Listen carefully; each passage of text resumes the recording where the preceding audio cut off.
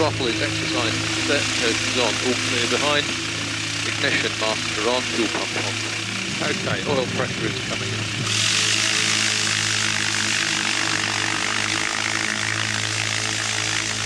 I've just taken interest really in what's being done. Yeah, and who's taking an interest in all this, you know.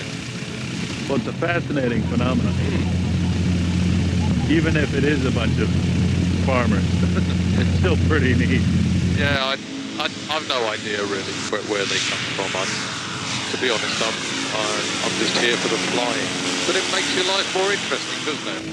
Yeah, it does. It's just a nice thing, you know, that you do.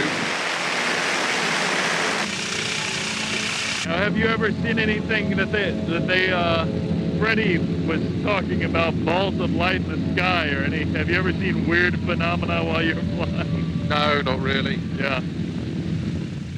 This one here has already been harvested, but you can see the remains of the crop circle. Look, it's kind of like the skeleton of the crop circle. And in the field beyond, towards where the trees are, you can see a formation in that crop. Oh, wow.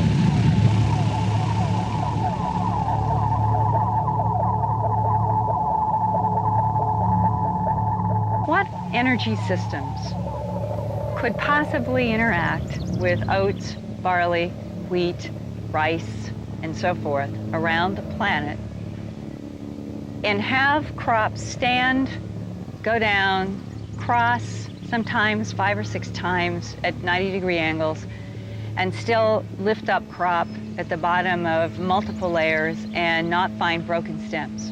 I mean, I think a conversation has been established, and it's been established in terms of shape, not in terms of sound or smell.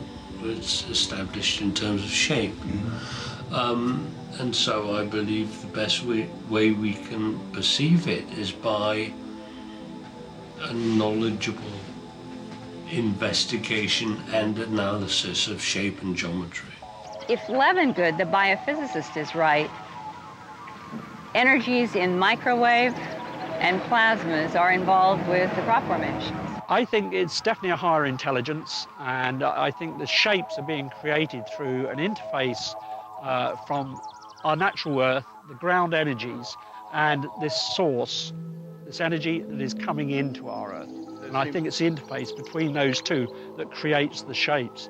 Now, whether you like to call it little green men, whether you call it higher consciousness, I don't know, but it's there, it's happening. Some Canadians were coming to stay the weekend with me. They went in and they all came to me feeling absolutely dreadful. And one was a microbiologist, and he was used to working with radiation, gamma radiation. And he said he felt he was being irradiated. He said, and I know what it feels because I work with it. And he felt really awful. He went back, he slept, and he said when he woke up, he said he had never experienced such an unusual clarity of mind. I was watching this image on television, and it just kind of hit me. It was almost as if there was this symbol that just sort of turned something inside me. And I could understand exactly at the time what it was. And it's almost as if it turned the key, but what it did occur to me was there was a piece of communication going on. And all of a sudden, something just clicked, something opened up, like a whole world just suddenly opened up in front of me. And from that day on, I just wanted to learn more about what created it, where it come from, and what it meant.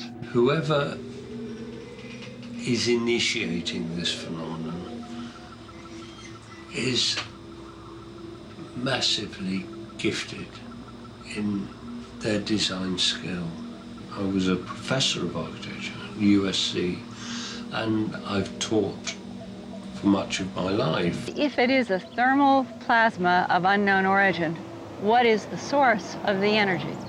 And that's where this is hard science, who they think that they're on the track of a new energy source. We've had questions put before the House of Commons going back to the early days about the crop circles, and the government officials there said, you know, they are all man-made. But what I find very interesting, the following day, at a place called Chequers, which is the country seat, if you like, of the Prime Minister, they have huge fields around it, and it's a very high security risk area. You can't get in or out. there was a beautiful formation in the field right next to Chequers. So that more or less answered the government, you know. Whether it's non-human intelligence from someplace else in the universe, or someplace that's beyond my comprehension, or it is a natural phenomena that has escaped. So either way, you've got something that is able to use, perhaps, and manipulate natural forces. So natural forces could be doing the interfacing.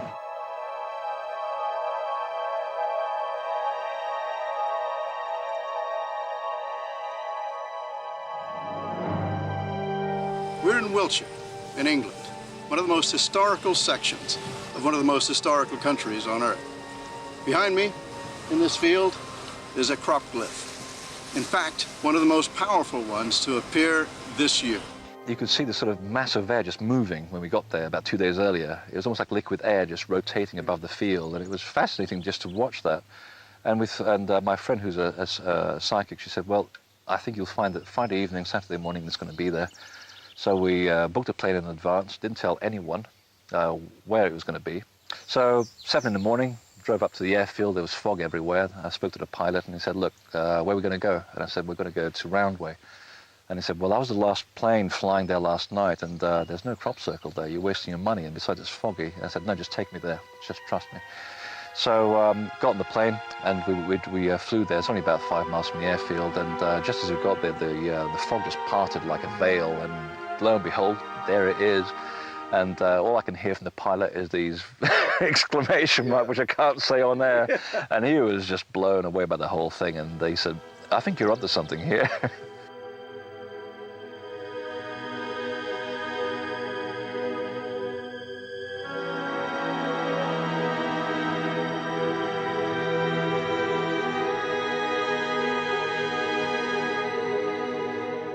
These events,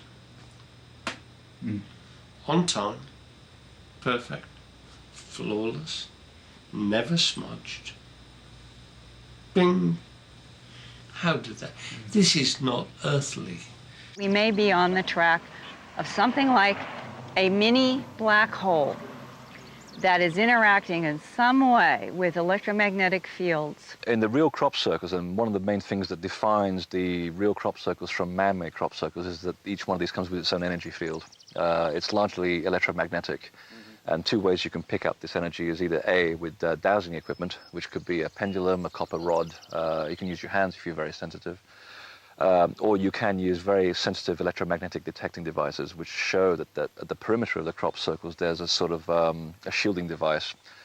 Usually when you go towards them, there's a background frequency, say 210 megahertz. When you cross the perimeter, you'll find that it goes up to about 600. Right, this is one of the simplest ways to actually find if there's any kind of electromagnetic energy in the crop circle. And what we're looking for here is sort of a shielding device. And if there is one, if there's a genuine crop circle, you'll find that the actual rod will actually move. Respond, yeah. And it doesn't matter if you back in or go in frontwards, it still swings. It still swings. And you can also find out which direction the energy is moving. If you ask for which direction the energy is moving, and you usually find that it's concurrent with the lay. And you can also find polarity, which for me, the sign of polarity is if it moves in. So this would be a positive polarity. Right, well, my primary line of research is in the electromagnetic field. And I started off with the original gizmo, as it were. This was all very well and good because it would indicate electrical energy, so you'd get a sequence of little LEDs flashing, and you get a nice, easy visual effect, as it were. But it wasn't that objective, because you could see you were detecting something, but you couldn't necessarily tell what you were detecting. So over the years, I was getting more interested in the electromagnetic anomalies. There was reports of batteries going flat, mobile phones failing, cameras going wrong, all sorts of electrical equipment failing. I've now got some electro-detecting equipment which will actually give you a digital readout of the frequency. So now when there's an anomaly, apart from detecting there's something there, you can hopefully actually tell what frequency it's on and get a reading that way. And now we can plot graphs. And we've actually found, when I go into a crop circle, I can get a sort of background count of the radio frequency, almost like the hiss that you get on the radio when it's not tuned in. So you'll get a background count, which is generally in the order of about 200 to 300 megahertz. But it will fluctuate quite a bit anyway, depending on where you are. So when I'm looking for an anomaly, I look for a sort of dramatic anomaly where it goes up 100% or 200%. And we have actually found this on a number of occasions. We'll get to a crop circle, and where the background reading is something like 250 megahertz, it will suddenly jump up to about 600 in the crop circle. And this happens a couple of times this year in circles we've been in. We find that the ones that have been affected by this energy are growing much faster and quicker and taller than the normal plants. And it's this, I'm not talking about this discrepancy, I'm talking about this discrepancy. Really? And you can just take them and put them in a pot? Just put them in a pot, just grow them. Wow. And again, it's just from experiments that were done with the Soviets and the Canadians in the 50s, and during the war as well, they were experimenting with growing grain and ripening grain faster using sound. And that's how they got the grain to grow faster and quicker, was by projecting sound. Some formations we've walked into and we'll get a headache immediately as soon as we walk in it, as if there is some kind of electromagnetic field which is actually clashing with our own. The rings of energy, which expand outwards from the crop circle, they seem to bunch up towards the edge of the perimeter. What's happening here, I think, is that it's almost like a bell. It's almost like you've hit a bell, and the ripples go outwards. And just again, like in water, the ripples tend to sort of bunch up at the edges because you've hit an energy field. So you're actually standing within a dome or an enclosure.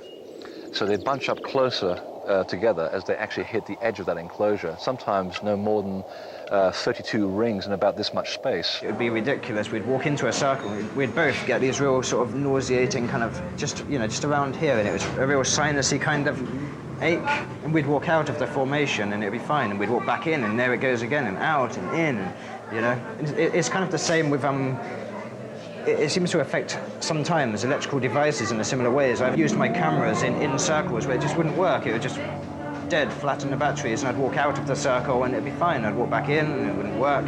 I think the BBC had a £20,000 camera trashed by a crop circle one time.